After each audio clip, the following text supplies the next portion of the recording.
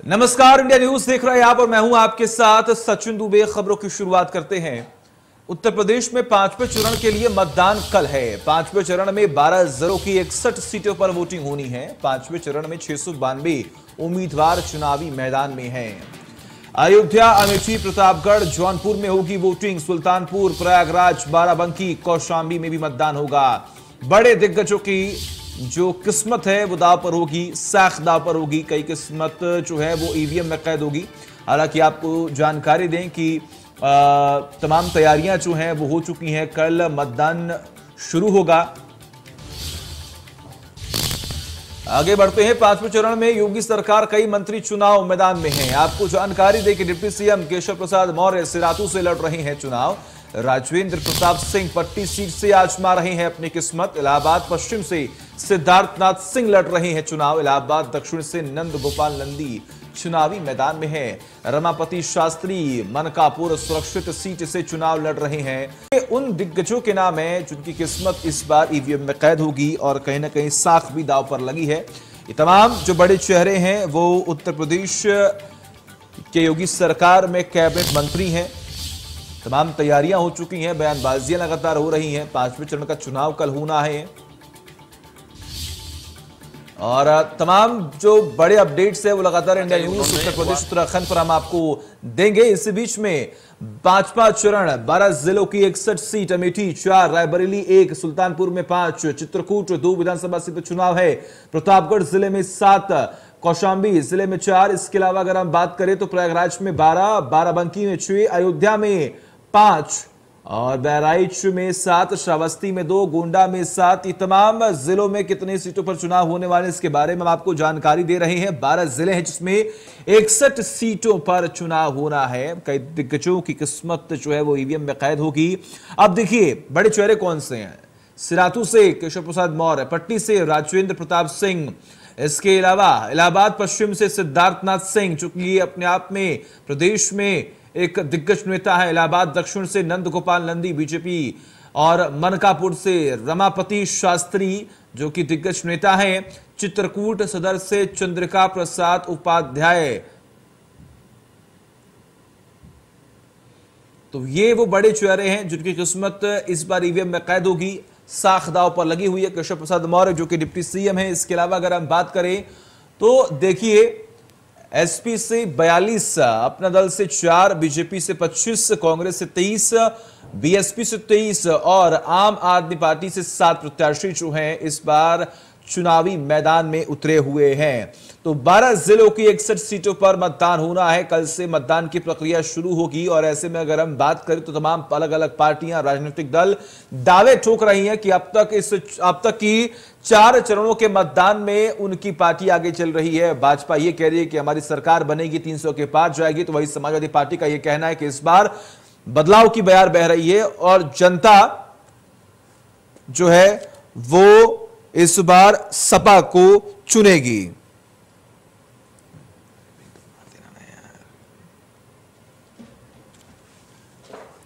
और हमारे साथ अलग अलग जगहों से हमारे सहयोगी जुड़ेंगे कि कल उनके पास जाएंगे और तमाम अपडेट जानेंगे। लेकिन सबसे पहले रुक कर लेते हैं बहराइच, जहां पर हमारे सहयोगी संजय जुड़े हुए। संजय, बहराइच में क्या हालचाल देखने को मिल रही है? देखिए सचिन, मैं आपको बताऊं कि बहराइच में जो 7 सीटें हैं, 7 सीटों पर ही बहुत ही रोमांचक मुकाबला देखने को मिल रहा है। सबसे बड़ी बात यह है कि बहराइच की एक कैसरगंज सीट है जहां पे मुकुट बिहारी वर्मा जो सहकारिता मंत्री हैं उनके पुत्र गौरव वर्मा चुनाव लड़ रहे हैं।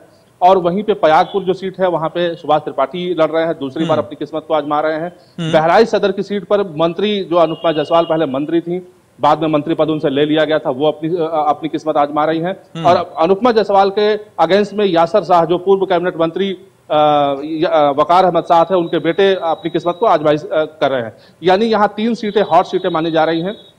क्योंकि वजह यह है कि भाजपा साफ तौर पे ये कह रही है कि हमने जो काम किया है उस काम को पूरा करने के लिए हमें 5 साल का समय और आप दीजिए और हमने लगातार विकास किया है। वहीं समाजवादी पार्टी साफ तौर पे ये कह रही है कि इस बार बदलाव की बयार है और निश्चित तौर पे बदलाव होकर के ही रहेगा। इसको लेकर के दोनों पार्टियां आमने सामने लड़ रही हैं।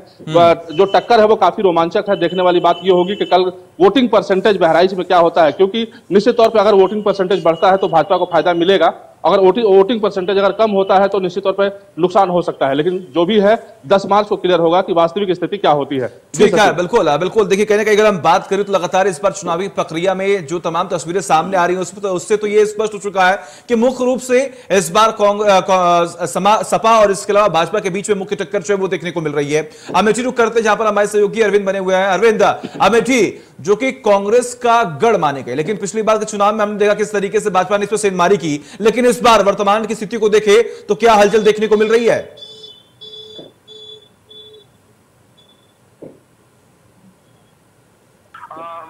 कांग्रेस का गढ़ रहा है, उस कहीं ना कहीं उस चीज को पिछले चुनाव में बीजेपी ने जरूर फायदा लेने की कोशिश की है, लेकिन इस बार जहां कल राहुल गांधी और प्रियंका गांधी अमेठी जनपद में भाई बहन दोनों एक साथ मौजूद थे जगदीशपुर विधानसभा में, वहीं अमेठी की सांसद केंद्रीय मंत्री स्मृति ईरानी लगातार 2 दिन से अमेठी में डटी हुई हैं।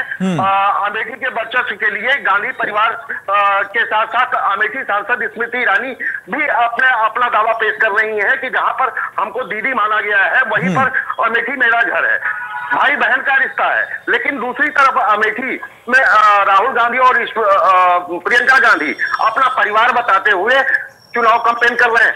हालांकि चुनाव को देखा जाए तो भाजपा और कांग्रेस और सपा त्रिकोणीय लड़ाई मानी जा रही है अमेठी जनपद में। जी ठीक है, बिल्कुल। और देखना बेहद दिलचस्प होगा कि किस तरीके से भाजपा ने जो सेंधमारी की थी, क्या इस बार कांग्रेस से सपा इसमें सफल हो पाती है सेंधमारी करने में। अभिषेक का रुख कर लेते हैं जो लगातार गोंडा से बने हुए हैं। अभिषेक, क्या गोंडा में बदलाव की बहार बह रही है, किस ओर बहेगी?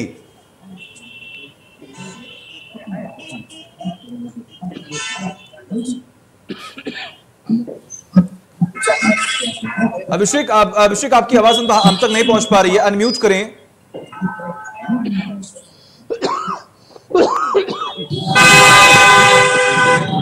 जी मैं आपको बता दूं कि गोंडा में कुल 7 विधानसभा सीटें हैं। ऐसे में कल की डेट में तारीख में जो है यहाँ पर मतदान होना है। यहाँ पर 7 विधानसभा सीटें हैं जिसमें से कुल 80 प्रत्याशी जो है इस चुनावी मैदान में, जिनके भाग्य की जो किस्मत कही जाती है वो चुनाव की पेटी में जो है कल जब मतदाता अपना वोट करेगा तो उनकी किस्मत तय हो जाएगी 10 मार्च के दिन। लेकिन अगर बात कर ली जाए तो गोंडा सदर विधानसभा की करें तो ये हॉट सीट है, जहां पर पूर्व सपा के मंत्री रहे पंडित सिंह और विनोद कुमार सिंह के उनके भतीजे सूरज सिंह मैदान में है। वहीं जो भारतीय कुश्ती संघ के अध्यक्ष और मौजूदा कैसरगंज सांसद ब्रिजभूषण शरण सिंह जो एक बड़े नाम है भाजपा के में, उनके बेटे जो है प्रतीक भूषण सिंह सदर विधायक रहे हैं और पार्टी ने उन पर भरोसा जताया और फिर से चुनावी मैदान में यहां पर एक कड़ा मुकाबला देखने को मिल रहा है। क्योंकि जो पहले यहां पर बसपा के जो कैंडिडेट होते थे जलील, उनकी जो है कोरोना काल में मृत्यु हो जाने के बाद से बसपा में यहां पर हाजी जकी को टिकट दिया गया, लेकिन ये लड़ाई जो है कांटे की टक्कर सपा और बीजेपी के बीच में देखने को मिल रही है। वहीं अगर बात कर ली जाए तो रमापति शास्त्री जो कि मनकापुर से विधायक हैं और भाजपा सरकार में पहले भी मंत्री रहे और मौजूदा भी जो है दौर में वो मंत्री हैं, तो ऐसे में उनकी सीट पर भी एक कहा जा सकता है कि वो एक बड़ी सीट है जो वीआईपी सीट कह सकते हैं। और सबसे बड़ी बात की अगर गोंडा में किसी 7 सीटों में से अगर त्रिकोणीय मुकाबले की बात करें तो वो गौरा विधानसभा है, जहां पर कांग्रेस भी काफी मजबूती से खड़ी दिखाई दे रही है। वहां पर राम प्रताप सिंह जो कि समाजवादी पार्टी के नेता हैं, 10 वर्ष से समाजवादी पार्टी में रहे, वो हाल में टिकट कटने पर कांग्रेस का दामन थाम के उनको कांग्रेस ने भरोसा जताया और उन्हें टिकट दिया है। तो वहां पर अब देखा जा रहा है कि गौरा विधानसभा में जो मौजूदा बीजेपी के विधायक हैं और जो प्रत्याशी के तौर पर मैदान में हैं प्रभात वर्मा, उनको भी कड़ी टक्कर देते हुए दिखाई दे रहे हैं। अगर बात कर ली जाए 2017 की तो 2017 में जो है 7 की 7 सीटों पर, विधानसभा की सीटों पर जो है बीजेपी ने क्लीन स्वीप किया था। लेकिन क्या बीजेपी अपने काम के दम पर, नाम के दम पर या फिर विकास के नाम पर ये इस अपने जो मुकाम है उसको फिर से हासिल करती है या नहीं? वहीं क्योंकि समाजवादी पार्टी भी अगर जिले में देखा जाए तो वो भी यहाँ पर जो सभी सीटें हैं उन पर अपने दमखम से चुनावी मैदान बिल्कुल दिलचस्प इस बार चुनाव जो है वो होने वाला है, गठबंधन हुआ है। इसके अलावा अगर हम बात करें तो मुख्य रूप से सपा और भाजपा के बीच में ये टक्कर जो है वो देखने को मिल रही है। लेकिन अब देखना यही है कि आखिर जनता किस पर भरोसा जताती है। प्रयागराज रुक कर लेते जहां पर हमारे सहयोगी संदीप तिवारी बने हुए हैं। संदीप, संगम नगरी में क्या हलचल देखने को मिल रही है, क्या बदलाव यहां पर जनता चाहती है? क्योंकि जिस तरीके से लगातार फेरबदल हुआ है, जो अंतरकलह भी लगातार तमाम खबरें सामने आई कि आखिर पार्टियों के बीच में किस तरीके से अंतरकलह है, क्या उम्मीदें लग रही है वहां पर? प्रयागराज जो 12 सीटें हैं विधानसभा की, जिसमें कई सीटें ऐसी हैं जहां पर समाजवादी पार्टी और भारतीय जनता पार्टी के बीच में नेक टू नेक फाइट है। कई कुछ ऐसी सीटें हैं जो सपा के खाते में जाती है और कुछ भाजपा के खाते में जाती है। अगर हम बात करें या फिर जिनकी शुरुआत नाव पर लगी हुई है, जो शहरी इलाके की है, शहर पश्चिमी या शहर दक्षिणी, जहां से शहर दक्षिणी से नंदगोपाल गुप्ता नन्हे चुनाव लड़ रहे हैं जो कि कैबिनेट मिनिस्टर है, वहीं पश्चिमी से सिद्धार्थनाथ सिंह चुनाव लड़ रहे हैं, वो भी कैबिनेट मिनिस्टर है प्रदेश सरकार में। तो अगर हम बात करें दक्षिणी सीट की, तो दक्षिणी सीट जो है वो मुस्लिम बाहुल इलाका है, वहां पर सबसे ज्यादा मतदाता है। अगर मुस्लिम एक होकर समाजवादी पार्टी की तरफ चले जाते हैं तो मुश्किलें नत्थी की स्वाभाविक है बढ़ सकती हैं। पश्चिमी की भी स्थिति कमोवेश इसी तरीके से है, लेकिन फाइट की बात अगर हम करें तो नेक टू नेक फाइट है सपा और भाजपा में। वहीं जो अन्य सीटें हैं, अन्य जो सीटें हैं प्रयागराज की, इसमें जो है कुछ सीटें ऐसी हैं, जैसे शहर उत्तरी की बात अगर हम करें तो वहां पर बड़ी दमदारी के साथ कांग्रेस के जो प्रत्याशी हैं वो लड़ रहे हैं। वो पहले भी वहां से विधायक रह चुके हैं, रुद्रा नारायण सिंह। समाजवादी पार्टी वहां उतने फ्लो में नहीं दिख रही है। भारतीय जनता पार्टी के जो सिटिंग एमएलए हैं इस वक्त हर्षवर्धन वाजपेयी, उनको आखिरी मोमेंट पर चुनाव में मैदान में उतारा गया। तो कहीं न कहीं ये देखने को मिल रहा है कि समाजवादी पार्टी और भाजपा ही फाइट में है। अगर हम एक सीट है यहाँ की कोरांव की अगर बात करें तो ये उम्मीद जताई जा रही है, ग्राउंड लेवल पर भी जो बात की गई तो उसमें उम्मीद है कि हो सकता है कि ये सीट बहुजन समाज पार्टी के खाते में चली जाए, क्योंकि वहां से विधायक जो है वो चुनाव लड़ रहे हैं, तो बहुजन समाज पार्टी से विधायक रह चुके हैं। तो कहीं न कहीं कुछ सीटें ऐसी हैं जहां पर गठबंधन की बात करें तो प्रतापपुर एक सीट है और हंडिया विधानसभा है और आपका 12 है यहाँ से। तो इनपे जो गठबंधन भाजपा गठबंधन के लोग लड़ रहे हैं, उनकी स्थिति भी कमोबेश वही बनी हुई है, नेक टू नेक फाइट की।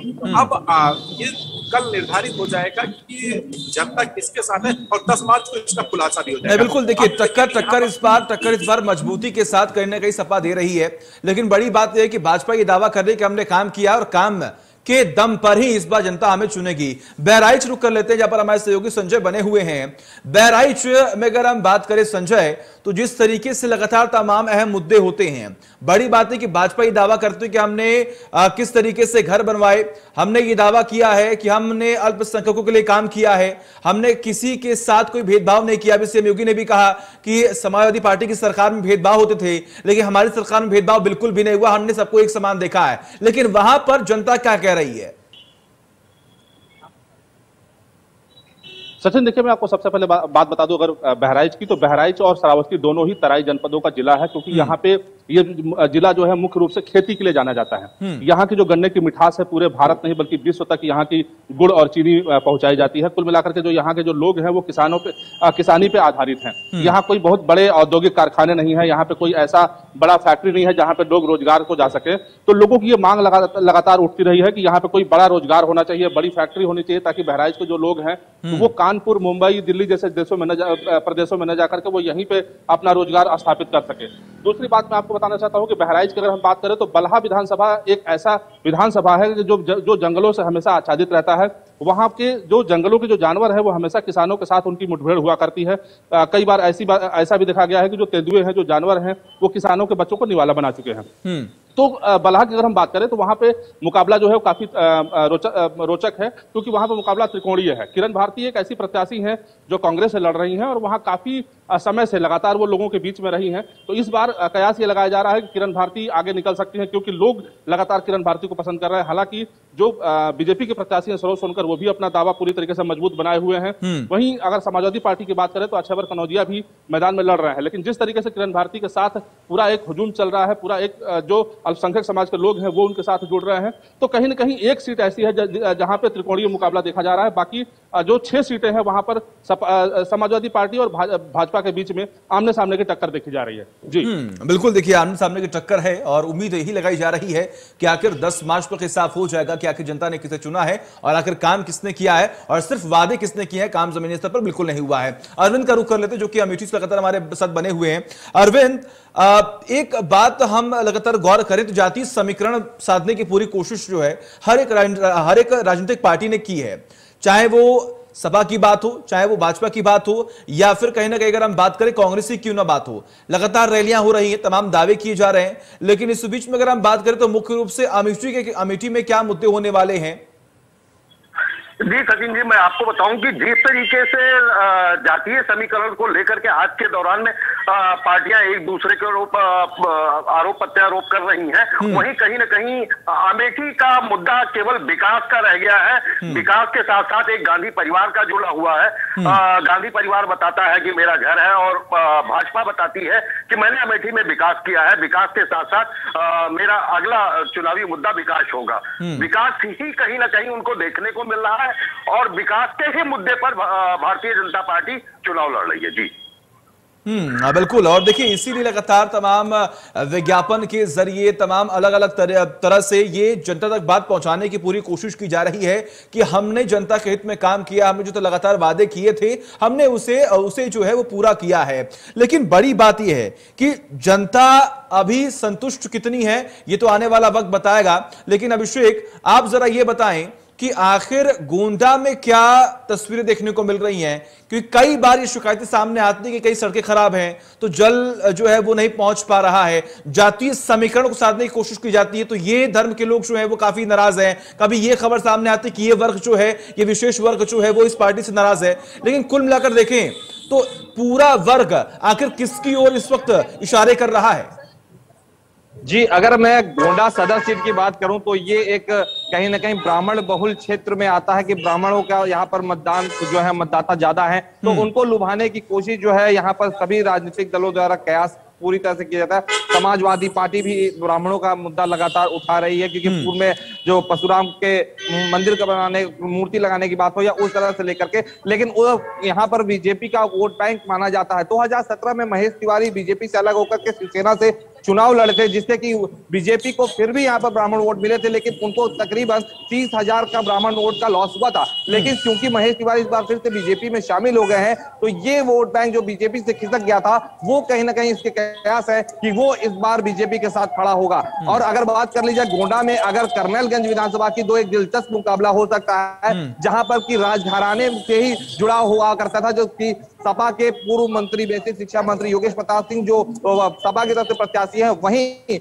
जो लल्ला भैया हैं जो अजय प्रताप सिंह, वो बीजेपी के कैंडिडेट हुआ करते थे, उनका टिकट, और मौजूदा विधायक भी थे, उनका बीजेपी से टिकट कट गया। उसके बाद से अजय कुमार सिंह पर जो परसपुर क्षेत्र के आते हैं उनको टिकट दिया गया। तो ये कर्नलगंज में अब क्षेत्रवाद की राजनीति जो है वो देखने को मिल रही है, क्योंकि पहली बार राजघराने से अलग हट करके यह टिकट गई है। तो यहाँ पर भी एक दिलचस्प मुकाबला होने को है कि क्या इस बार जो राजघराने में जो हमेशा ये विधायकी रहती थी, जो चाहे वो सपा से जुड़े हुए कैंडिडेट हो, चाहे पूर्व में जो बीजेपी के कैंडिडेट थे वो राजघराने से जुड़े थे, इस बार चलिए ठीक है बिल्कुल। आप सभी का बहुत बहुत शुक्रिया। संजय आपका बहुत बहुत शुक्रिया, अरविंद जी आपका बहुत बहुत शुक्रिया।